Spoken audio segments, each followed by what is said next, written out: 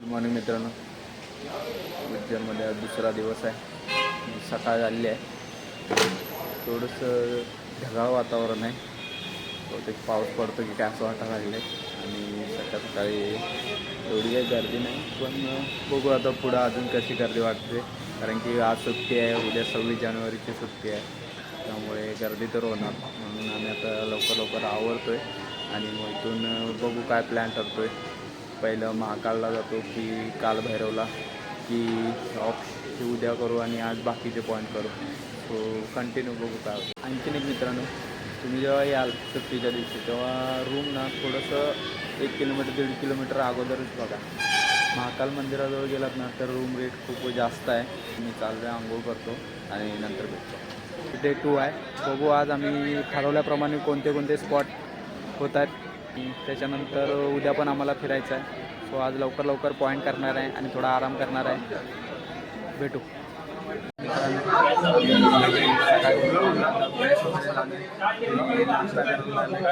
सध्या नाश्त्याचं डिस्कशन कोण काय खाणार मैसूर यांचं बघा काय ठरतंय. हा हर्षद आहे, आदिनाथ आहे, गणेश, सुदेश, प्रसंजित आणि तुषार आणि टोटल 7 जण आलो आहे आम्ही ट्रिपला. आम्ही मैसूर मसाला डोसा मागवलेला आहे आणि बघू टेस्ट कशी आहे. आता नाश्ता करणार. मित्रांनो डोसा एक नंबर आहे. मैसूर मसाला डोसा खरंच चांगला होता. म्हणजे जी चटणी होती खोबऱ्याची ती पण छान होती आणि सांबार मित्रांनो 7 नंबर माझ्यासाठी खूप लकी आहे. परत एकदा 7 जण एकाच रिक्षामध्ये चाललोय. आदिनाथ बघा कुठे बसलाय. बहुत भीड़ है वहाँ पे. आणि परत एकदा 7 जण बसलो रिक्षामध्ये आणि चाललो आता कालभैरवला. महाराष्ट्र से है क्या? हा भाई आहे. जय महाराष्ट्र. जय महाराष्ट्र. हा कुठं पण जय महाराष्ट्र. कोल्हापुरातून आहे. कोल्हापुरी जगात भारी. पहिल्यांदा आलोय गडकालिका मंदिरमध्ये. उतरलोय रिक्षामधून. मागे आहे गडकालिका मंदिर. आता मी त्याला दर्शनासाठी.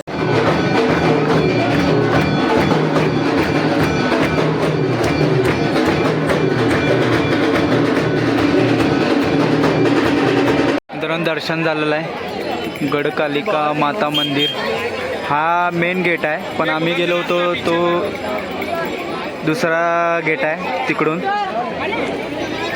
मेन गेट पण इकडं पण एक साईडला, त्याच्यात गेटच्या राईट साईडला पण एक गेट आहे. तिकडून तुम्ही जाऊ शकताय गर्दी असली तर. तिथून लवकर दर्शन होतं. गडकालिका मंदिरमधून बाहेर पडून आम्ही आता चाललो आहे स्थिर मन गणेश मंदिरमध्ये. जस्ट त्याच्या बाजूलाच आहे. 2 मिनटंसुद्धा लागत नाहीत. तर आम्ही आलो आहे स्थिर मन गणेश मंदिरमध्ये. स्थिर मन गणेश मंदिर आणि जस्ट त्याच्या बाहेरच आहे इथं गौशाला. सांगलीकडे आश्रममध्ये आणि रिक्षामध्ये शूज काढलेत आणि उतरला वेळ बघा रिक्षामध्ये काय दिसलं. हाती. मित्रांनो हे आहे कृष्ण सुदामा बलराम विद्यास्थळ आणि इथं श्रीकृष्णाने ज्या 64 विद्या इथंच आहे घ्या. ठीक आहे, थँक्यू. 64 विद्या घेतल्या होत्या त्या ह्याच ठिकाणी. सो बघू आता कोणत्या 64 विद्या आहेत त्या. मित्रांनो या ठिकाणी श्रीकृष्णाचे 64 कलागुण विद्यांचा अतिशय उत्कृष्टरित्या चित्रीकरण केलेलं आहे. आश्रमच्या कॉरिडॉरमध्ये फिरत आहे. या ठिकाणी श्रीकृष्णाने 64 कलागुण विद्या आत्मसात केल्या होत्या त्या या ठिकाणी छायाचित्रण केलेलं आहे. अतिशय उत्कृष्टरित्या चांगलं कॉरिडॉर आहे, स्वच्छ आहे आणि पब्लिक पण एवढं नाही आहे आणि आराम पूर्ण कॉरिडॉर आहे असा.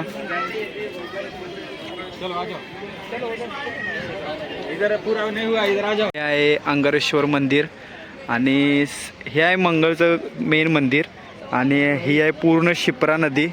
शिप्रा नदीला जेव्हा पावसामध्ये पूर येतो तेव्हा पूर्ण मंदिर हे पाण्याखाली जातं आणि हे मंदिर पूर्ण पाण्याखाली जातं आणि आपले देवदेवती पूर्ण पाण्यामध्ये न बुडता राहू दे म्हणून इथल्या स्थानिक लोकांनी याची स्थापना त्या ठिकाणी केली.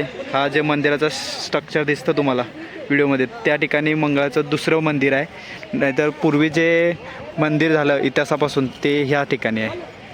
हे आम्हाला इथल्या स्थानिक रिक्षावाल्याने सांगितलं आहे, जो आमचा स्पॉटची माहिती देत आहे, त्यातूनच ही गोष्ट आम्हाला कळली. सो तुम्ही या, हे गौशाला थोडी इग्नोर करावू शकता व्हिडिओमध्ये. आणि बाकी मंदिर खूप छान आहे. आणि मंदिराच्या आतमध्ये संपूर्ण बघा, त्या ठिकाणी ज्यांना कोणाला मंगळ आहे त्या ठिकाणी निवारण केलं जातं, मंगळाची आपली शांती केली जाते. आणि काल भैरवला खूप गर्दी आहे आणि आम्ही आज प्लॅन चेंज केला आहे. भारत देश को, ठीक है. तो जब भगवान श्री राम 14 वर्ष के वनवास पे निकले थे तो सीता माता के साथ में वो यहाँ पर भी आए थे, ठीक है. तो उस समय पे यहाँ पर उन्होंने 2 जगह पे गणेश जी की स्थापना करी थी. एक तो चिंतावर गणेश मंदिर है और दूसरा इच्छन गणेश मंदिर है, जिसके आपके दर्शन अभी कर लिए यहाँ पर, ठीक है. उसके अलावा यहाँ पर भी आम्ही आता आलो आहे श्रीराम जनार्दन मंदिरमध्ये. ज्यावेळी श्रीराम वनवासाला गेले होते माता सीताबरोबर, त्यावेळी ते इथे आले होते असं गाईड बोलत आहे. आणि चाललो आहे आम्ही बघू. खूप जुनं मंदिर आहे बोलत आहे. आणि 2 मंदिर आहेत, एक श्रीरामाचं आहे आणि इकडे भगवान श्री विष्णूचं आहे. आणि या ठिकाणी पूर्ण शांतता आहे. समोरच शिप्रा नदी आहे, ही पण तुम्हाला मी दाखवतो. तिकडून रस्ता आहे तिकडे जाण्याचा. आणि पूर्व प्राचीन मंदिर आहे. आणि हे तुम्हाला समोर मंदिर दिसतंय, हे थोडंसं क्रॉस दिसत असेल, तसंच सेम त्यासमोर एक मंदिर आहे इकडे क्रॉस. ही दोन्ही मंदिरं क्रॉस जरी असली तरी ही पहिल्यापासूनची जी वास्तुकला आहे तशी आहे. कारण की आमचे आजच्या दिवसाचे पॉईंट झालेले आहेत आणि अजून फक्त 2 पॉईंट बाकी आहेत. एक रामघाट, शिप्रा आरती, आणि 2 पॉईंट झाल्यानंतर आम्ही जाणार आहे महाकाल दर्शनाला. आम्हाला संध्याकाळी शयन आरती जॉईन करायची आहे. सो रामघाटवरती चाललोय मित्रांनो, हॉटेलवरती फ्रेश होऊन आता शिप्रा आरती जॉईन करायची आम्हाला. सो सगळे रेडी झालेत, फ्रेशअप होऊन चाललोय शिप्रा आरती जॉईनसाठी. आम्ही आलो आहे रामघाटवरती आणि पूर्ण दृश्य बघा. श्री शिप्रा गंगा माता मंदिर आणि रामघाट उज्जैन. मित्रांनो आरती सुरू झालेली आहे आणि पब्लिक खूप आलेलं आहे आरतीसाठी.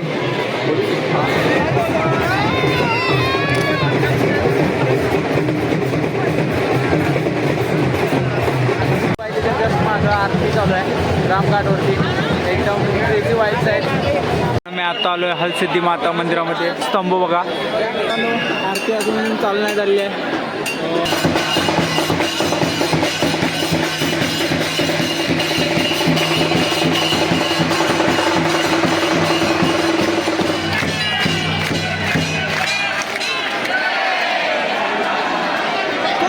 खूप चालायला जमत नाही आम्हाला, एवढी गर्दी आहे. मध्ये आलोय आम्ही आणि गर्दी बघा.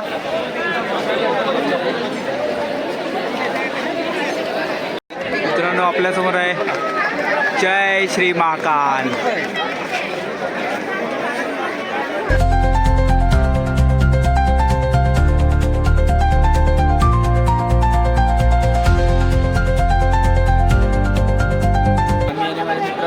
कॉरिडॉरमध्ये स्टॅच्यू बघून झालेले आहेत, बाकी आहे अजून. आणि आता याच्यानंतर लाईनमध्ये उभा राहणार आहे.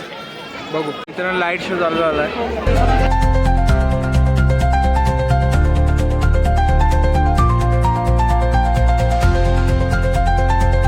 मित्रांनो आम्ही आता चाललो आहे महाकालच्या दर्शनाला.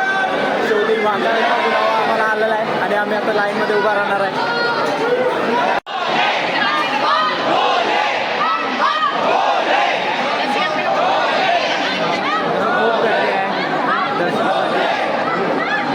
जे बाजूला उभा राहिले ते लोक शयन आरतीसाठी उभा राहिले आहेत, कारण की सर्वजणांना शयन आरती पाहायची आहे, करायची असते. तो म्हणून लोक आतापासून लाईनला नंबर लावून उभा आहेत बाजूला, जेणेकरून ते बरोबर 10:30 वाजता शयन आरतीसाठी गाभाऱ्यात पोचतील. आणि एकदा का तुम्ही गाभाऱ्यात पोचला की 10:30 नंतर गाभाऱ्यामध्ये तुम्हाला थांबून आरती केली जाते महाकालची. सो सर्वांनी हा प्लॅन अपलवलेला आहे. तुम्ही पण आलात तर बघा, पॉसिबल असेल तर 10:30पर्यंत गाभाऱ्यात पोचा रात्रीचे, जेणेकरून तुम्हाला पण महाकालची आरती पॉसिबल होईल. मित्रांनो महाकालेश्वर गाभाऱ्यामध्ये आलेलो आहे आणि हे सर्वजण आहेत ते आरतीसाठी थांबलेत, पण पोलीस थांबू नाही देत आहेत, लवकर ढकलत आहेत. आणि पाठीमागं पण गर्दी बघा. आणि जस्ट तो डोर दिसतोय तिथे आहेत बाबा महाकालेश्वर. बघू आरती पॉसिबल होते काय.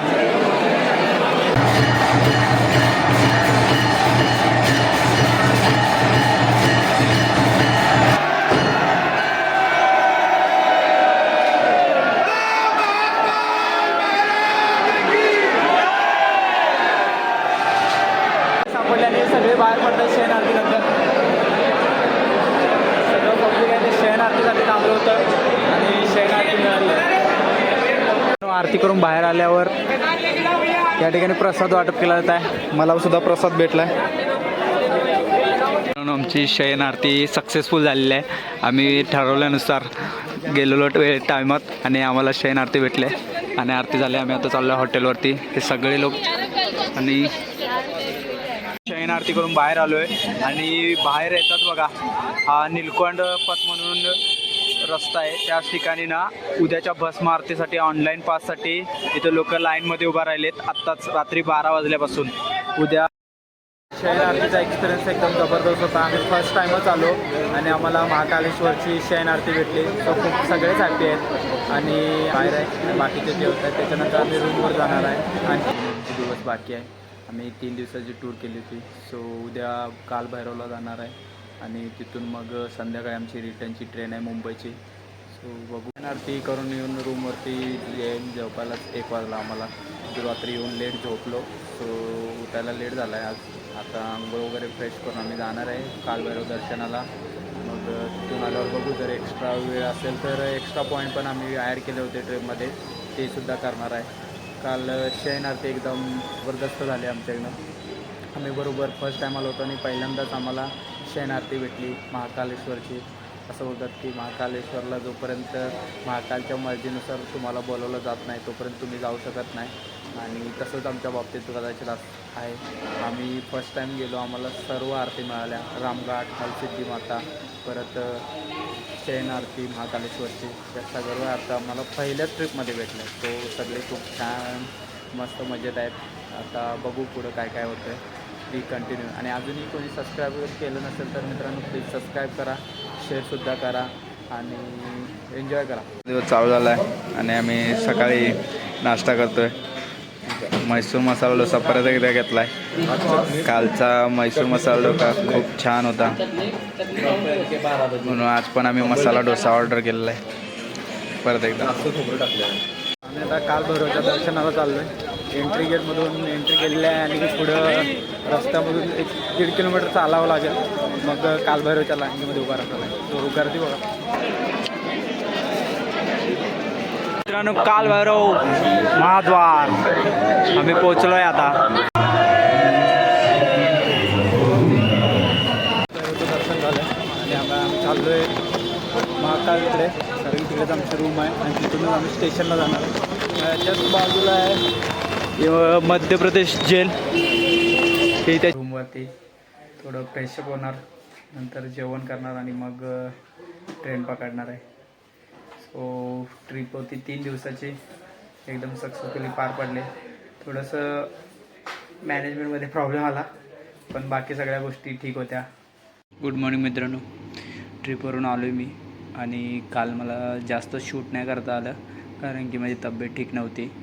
बाकी ट्रिप एकदम भारी झाली. आम्ही जेवढे पॉईंट ठरवले होते ते सगळे कवर अप केले आणि रिटर्न आलो आहे.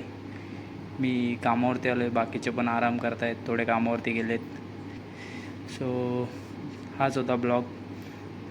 चॅनलला नक्की सबस्क्राईब करा, शेअर करा, लाईक करा आणि भेटू नवीन ब्लॉगमध्ये. तोपर्यंत बाय.